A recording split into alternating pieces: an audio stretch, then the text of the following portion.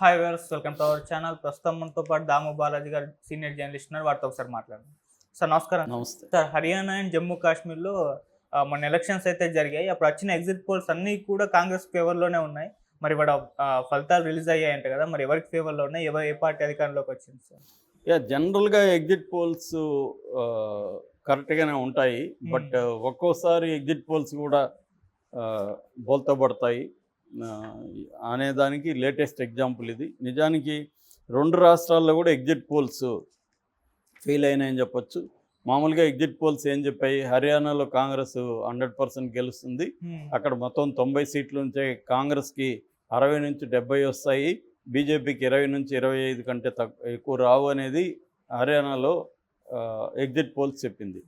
ఇటు జమ్మూ కాశ్మీర్లో almost tough fight ఉంటుంది, హంగ్ అసెంబ్లీ వచ్చే అవకాశం ఉంది అనేది చెప్పారు. హంగ్ అసెంబ్లీ వస్తే బీజేపీనే గెలుస్తుంది. ఎందుకంటే జమ్మూ కాశ్మీర్లో 5 మంది ఎమ్మెల్యేలను నామినేట్ చేస్తారు. మామూలుగా నామినేట్ ఎప్పుడు చేస్తారు, ప్రభుత్వం వచ్చినాక ఆ ప్రభుత్వం చేస్తుంది. కానీ ఇక్కడ ఒక విచిత్రం ఏంటంటే బీజేపీ రాజ్యాంగ వ్యవస్థల్ని ఎలా ధ్వంసం చేస్తుందనే దానికి ఒక ఎగ్జాంపుల్ ఏంటంటే, బీజేపీ ఎన్నికల ముందే 5 మంది ఎంపీలని నామినేట్ చేసేస్తుంది. ఎలాగా, హోంశాఖ రికమెండ్ చేస్తే అక్కడున్న ఎల్జీ అంటే లెఫ్టినెంట్ గవర్నర్ అతను 5 మందిని, జమ్మూ నుంచి 3 కాశ్మీర్ నుంచి 2 5 మందిని అతనే చేస్తాడు. అంటే బీజేపీనే చేస్తున్నట్టు లెక్క. బీజేపీ చేసినప్పుడు 5 మంది బీజేపీ అకౌంట్లోనే ఉంటారు. సో అంటే ఎన్నికలు గెలవకముందే బీజేపీకి 5 మంది ఎమ్మెల్యేలు ఉన్నట్టు. ఇది రాజ్యాంగబద్ధంగా నిలవదు. రేపు కోర్టు ఖచ్చితంగా వెళ్తారు. ఇప్పటివరకు కోర్టు మరి దీని మీద ఎందుకు కాంగ్రెస్ వాళ్ళు ఇండియా కూటమి వెళ్ళలేదని తెలియదు. ఏదేమైనా వెళ్తే మాత్రం కోర్టులో ఖచ్చితంగా ఇది నిలబడే అవకాశం లేదు. ఇటువంటి రూలు ఇది ప్రజాస్వామ్య విరుద్ధమైన రూలు. ఒక పార్టీ అధికారంలో ఉన్న పార్టీ వాళ్ళకు అనుగుణంగా 5 మంది ఎమ్మెల్యేలు ముందే ఎన్నుకుంటే ఇంకా ప్రజల తీర్పుకి వాల్యూ ఏముంది? సో ఇక్కడ మామూలుగా అయితే 90 సీట్లు ఉన్నాయి, 90లో 46 వస్తే ఆ పార్టీ గెలుస్తుంది. కానీ ఇక్కడ ఏమైంది, 5 మందిని పెట్టడం వల్ల 95 అయిపోయింది. 95 అయిపోవడం వల్ల మ్యాజిక్ ఫిగర్ అనేది 48కి వెళ్ళిపోయింది. అందువల్ల 48 మ్యాజిక్ ఫిగరు కాంగ్రెస్కి రాదు కాబట్టి బీజేపీనే గెలుస్తుంది అనేది ఒక అంచనా, ఏది ఎగ్జిట్ పోల్స్లో. కానీ ఇప్పుడు అవన్నీ 2 వైపులా ఉల్టా అయిపోయింది. ముందుగా మనం హర్యానాలో చూసుకుంటే, హర్యానాలో ఇంకా కన్క్లూజివ్ అయితే కాదు, కానీ ఇప్పుడు నేను చెప్పే టైంకి ఇప్పుడే చూసాను. చూస్తే బీజేపీకి హర్యానాలో కూడా 90 సీట్లు మొత్తం ఉన్నాయి, అక్కడ మ్యాజిక్ ఫిగర్ 46. సో బీజేపీకి 49 లీడ్లో ఉంది. బీజేపీ బిగినింగ్లో చూసుకుంటే కాంగ్రెస్ లీడ్లో ఉండి బీజేపీ కొద్దిగా తక్కువ ఉంది.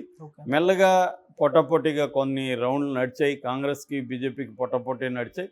ఆ తర్వాత క్లియర్గా బీజేపీ విన్నింగ్ పొజిషన్లోకి వచ్చేసింది. ఇప్పటికీ బీజేపీ చూస్తే 49 ఉన్నాయి, కాంగ్రెస్కి ఓన్లీ 35 ఉన్నాయి. క్లియర్గా బీజేపీ మ్యాజిక్ ఫిగర్ని దాటేస్తుందని చెప్పొచ్చు. కాబట్టి బీజేపీని అక్కడ అధికారాన్ని కైవసం చేసుకునే అవకాశం ఉంది. ఇది కొద్దిగా ఆశ్చర్యకరమైంది. ఎందుకంటే హర్యానాలో మనం చెప్పుకున్నాం, అనేక బీజేపీ వ్యతిరేక ఫ్యాక్టర్స్ బలంగా ఉన్నాయి. ఎందుకంటే అక్కడ 10 ఏళ్ళు నాయబ్ సింగ్ సైని ముఖ్యమంత్రిగా ఉన్నాడు, 10 ఏళ్ళు పరిపాలించారు అక్కడ బీజేపీ. నేచురల్గానే 10 ఏళ్ళ తర్వాత ఆ పరిపాలన మీద యాంటీ ఇన్కంబెన్స్ అంటాం, అంటే ఉన్న ప్రభుత్వం మీద వ్యతిరేకత అనేది బలంగా ఉంటుంది.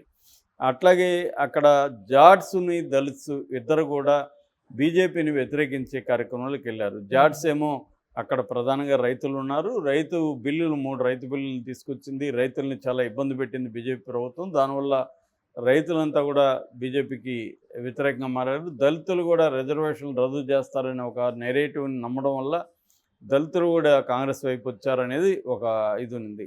అయితే బీజేపీ ఓబీసీలని, బ్రాహ్మిన్స్ని ఆర్గనైజ్ చేసింది. అట్లాగే యాంటీ ఇన్కంబెన్సీ ఉంటుంది కాబట్టి దాన్ని చీల్చడానికి బీజేపీ తెలివిగా ఏం చేసిందంటే ఐఎన్ఎల్డి అంటే ఇండియన్ నేషనల్ లోక్దళ్, తర్వాత జేజేపీ అంటే జననాయక్ జనతా పార్టీ, అట్లాగే బీఎస్పీని కూడా రంగంలోకి దించింది. ఇలాగ మల్టిపుల్ పార్టీలు, ఒక పక్క సిపిఎంలు కూడా ఉన్నాయి అక్కడ. ఇలాగ మల్టిపుల్ పార్టీలు దించడం వల్ల వీళ్ళందరూ యాంటీ ఇన్కంబెన్సీని చీలుస్తారనేది ఐడియా అనమాట. అది సక్సెస్ అయినట్టు కనబడుతుంది. అంటే బీజేపీ వ్యూహం అక్కడ సక్సెస్ అయింది. నిజానికి బీజేపీ వ్యతిరేకంగా ఒకటేమో జాడ్స్, దళిత్స్ ఈ ఫ్యాక్టరీ ఉన్నారు, ఫామ్ లాస్ ఫ్యాక్టరీ ఉంది. అగ్నివీర్ పథకం పట్ల కూడా వ్యతిరేకత ఆ రాష్ట్రంలో బీజేపీకి వ్యతిరేకంగా అనేక మంది గలం విప్పారు. అట్లాగే వినీష్ పోగొట్ లాంటి వాళ్ళు, రెగ్యులర్ ఆమె మనకు తెలుసు. సో వాళ్ళ విషయంలో కూడా బీజేపీకి వ్యతిరేకం ఉంటుంది. ఆమె కూడా కాంగ్రెస్ తరఫున పోటీ చేస్తుంది. బట్ ఇప్పుడు ఇది చెప్పే సమయానికి ఆమె ఓటమి పాలయ్యే అవకాశం ఉందని చెప్తున్నారు. అట్లాగే ఇక్కడ కరప్షన్ ఉంది, అధిక ధరలు ఉన్నాయి. ఈ ఫ్యాక్టర్స్ అన్నీ బీజేపీకి యాంటీగా ఉన్నప్పటికీ కూడా బీజేపీని విన్ అవుతుందంటే బీజేపీ స్ట్రాటజీలు కరెక్ట్గా అక్కడ పనిచేశాయని చెప్పొచ్చు. అది వేసుకున్న సోషల్ ఇంజనీరింగ్ అవ్వచ్చు, ఈ ఓబీసీలని గట్టిగా కలుపుకోవడం అవచ్చు. ఎందుకంటే అక్కడ జాడ్స్ 20-25% ఉంటారు, దళిత్స్ ఎస్సీలో ఒక 20% ఉంటారు.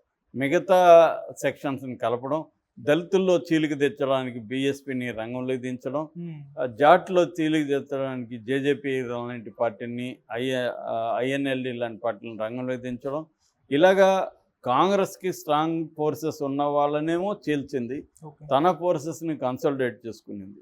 సో అలాగా బీజేపీ స్ట్రాటజీ. రెండోది, ఇది మోడీ వర్సెస్ రాహుల్ అన్న నెరేటివ్ని కూడా ఇక్కడ తీసుకురాలేదు. రాహుల్ గాంధీ కూడా తక్కువ సార్లు అక్కడికి వెళ్ళాడు. లోకల్ ఫ్యాక్టర్స్ మీదనే హర్యానా ఎన్నికలకు వెళ్ళాలనేది బీజేపీ స్ట్రాటజీ. అది వర్కౌట్ అయినట్టుగా మనకు కనబడుతుంది. మరోపక్క కాంగ్రెస్ వైపు నుంచి కాంగ్రెస్లో ఉన్న దీపేంద్ర హుడా కావచ్చు, కుమారి షెల్జా కావచ్చు, ఈ వర్గాల మధ్య ఉన్న కుములాట్లు కూడా కాంగ్రెస్ని దెబ్బతీసాయని చెప్తున్నారు. సో అట్లాగే కాంగ్రెస్ బీజేపీ వ్యతిరేకతను తనకు అనుకూలంగా మార్చుకోవడంలో ఫెయిల్ అయింది. అట్లాగే ఆపుతో కలిసి చేస్తుంటే కొద్దిగా బెటర్గా ఉండేది కాంగ్రెస్కి. అది కూడా చేయలేక ఆపుని దూరం చేసుకునేది కాంగ్రెస్. ఎందుకంటే ఆపు గుంతమ్మ కోరికలు కోరింది, ఎక్కువ సీట్లు అడిగింది అనేది కూడా ఉన్నాయి. ఒక్కోసారి తప్పదు, ఒక్కోసారి గుంతమ్మ కోరికలు కోరికినా కూడా వెళ్ళాలి. మనం చూసాము కర్ణాటకలో ఒకప్పుడు కాంగ్రెస్ మెజార్టీలో ఉండి కుమారస్వామి మైనార్టీలో 30 సీట్లు ఎన్నో ఉంటే కుమారస్వామిని ముఖ్యమంత్రిని చేయాల్సి వచ్చింది. సో అలాగా వీళ్ళు కూడా ఇక్కడ కూడా ఆప్తో కొంత టైప్ అయ్యింది. ఈ సమీకరణాలు కరెక్ట్గా చేసుకొని ఉంటే మాత్రం కాంగ్రెస్కి ఎడ్జ్ ఉండేది. కానీ కాంగ్రెస్ అది చేయలేదు, ఆపు నిలబడింది. ఆపుకి కూడా ఇక్కడ ఏమి పెర్ఫార్మెన్స్ లేదు. నిజానికి ఢిల్లీకి దగ్గరగా ఉంటుంది హర్యానా, అయినా కూడా ఢిల్లీలో బలంగా ఉన్న ఆపు ఇక్కడ బోనీ అయితే తెరవలేదు. ఐఎన్ఎల్డి మాత్రం, ఇండియన్ నేషనల్ లోక్దళ్ మాత్రం ఇక్కడ 2 సీట్లు వచ్చే అవకాశం ఉంది. అదర్స్ ఇండిపెండెన్స్ వాళ్ళని కలిపితే ఒక 4 సీట్లు వచ్చే అవకాశం ఉంది. సో ఇక్కడ క్లియర్గా కాంగ్రెస్ తన వ్యూహంలో ఫెయిల్ అయినట్టు, బీజేపీ తన వ్యూహంలో సక్సెస్ అయినట్టుగా మనకు తెలుస్తుంది. ఇక జమ్మూ కాశ్మీర్కి సంబంధించి మాత్రం చాలామంది అనుకున్నట్టు ఇక్కడ హంగు రాలేదు. క్లియర్గా కాంగ్రెస్, అక్కడ ఎన్సీ నేషనల్ కాన్ఫరెన్స్, ఈ 2 కూటమి అక్కడ క్లియర్గా విన్ను వైపు వెళ్ళిపోయి ఆల్రెడీ మనకు అక్కడ 48 కావాలి. ఆల్రెడీ కాంగ్రెస్ కంఫర్టబుల్గా 50+ ఉంది. బీజేపీ ఓన్లీ 26 ఉంది. పీడీపీ 5 ఉంది. అదర్స్ 9 ఉన్నారు.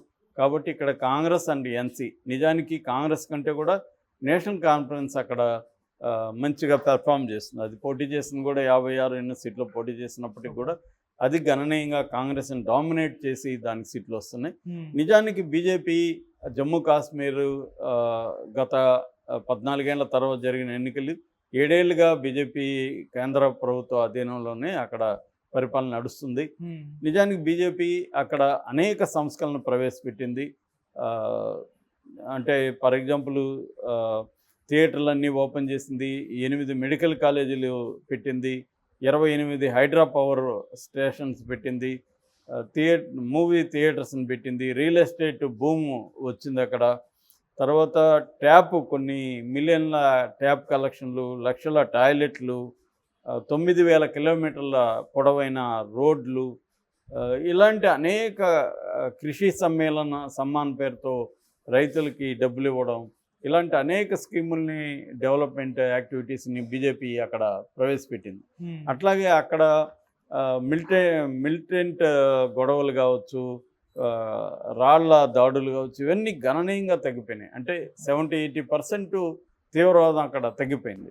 అయినప్పటికీ కూడా మరి బీజేపీ ఈ స్థాయిలో చేసినా కూడా బీజేపీ వ్యతిరేక ఫలితాలు రావడానికి కారణం ఏంటన్నప్పుడు బీజేపీ నాయకులు చెప్తున్నది ఏంటంటే, అక్కడ మేము ఎన్ని చేసినా కూడా అక్కడ విద్వేషాలని రెచ్చగొట్టడానికి కాంగ్రెస్, నేషనల్ కాన్ఫరెన్స్ వీళ్ళు చేశారు అక్కడ పెద్ద ఎత్తున.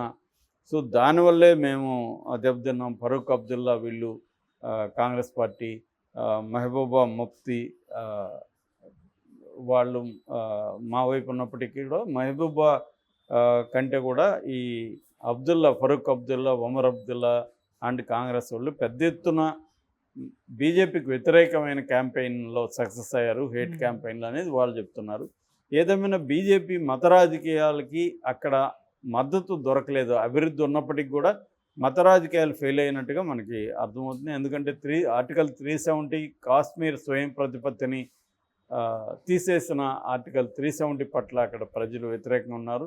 బీజేపీ మత రాజకీయాల పట్ల కూడా వ్యతిరేకంగా ఉన్నారు అనడానికి ఈ ఎలక్షన్ ఫలితాలు ఒక నిదర్శనంగా మనం చెప్పుకోవచ్చు. Okay sir, thank you so much.